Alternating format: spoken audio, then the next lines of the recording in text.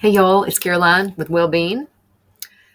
Many of our customers are trying to follow a whole food plant-based diet, which we love. That's what we're trying to help people do here, in particular with beans, trying to help people eat more beans. But also, a lot of people have trouble sticking to this way of eating because there are so many temptations out in the world. And let's face it, this world was not really set up for whole food plant-based eaters.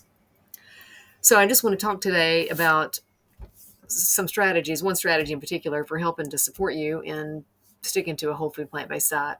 But first, let me ask you a question. What is the number one predictor of your behavior? By that, I mean, what one thing is has the biggest influence over your behavior and what you do, in particular your eating behavior. So that thing is the environment. It's your environs. It's what you have around you, what you have in your house, what you have at your office, what you have in front of your face, what you have on your desk. That is the number one predictor of your behavior. It's not your willpower, unfortunately, because you can sort of grow your willpower. But for the most part, willpower is not going to trump environment consistently because you run out of it. It does eke out throughout the course of the day. So it's not your willpower and it's not discipline. And, it's not your relationships or it's not your childhood. Um, it's just what's in your face, basically. And that's kind of hard to swallow because a lot of people, they like to have just a little something something in the house in case they get a craving, right? Unfortunately, that is just an opening for weakness. If you're having a weak moment and it's right there, then it's too easy to reach for. And also, your brain, in the back of your mind, it knows that there's something around, so it's eating away at your willpower really all the time.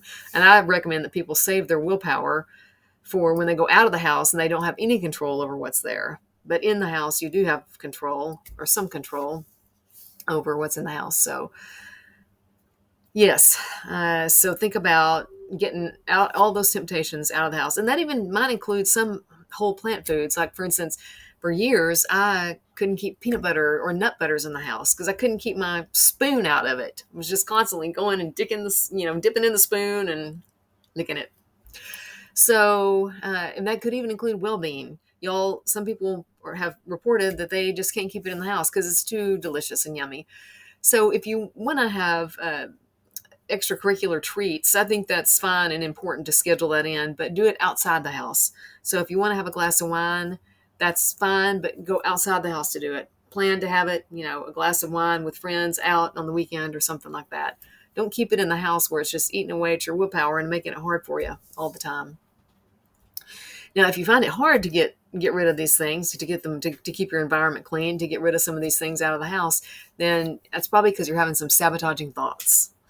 And that's something I'm going to go into detail more later, but suffice it to say that a sabotaging thought is any thought that derails you from sticking to your healthy eating plan.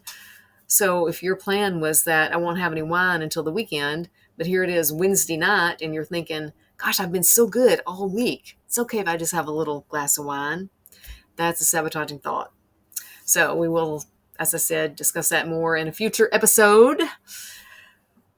But for now, make it your goal to clean out your environment. You might have to do it slowly. That's fine. But slowly get rid of those temptations that aren't serving you and plan to have them outside the house.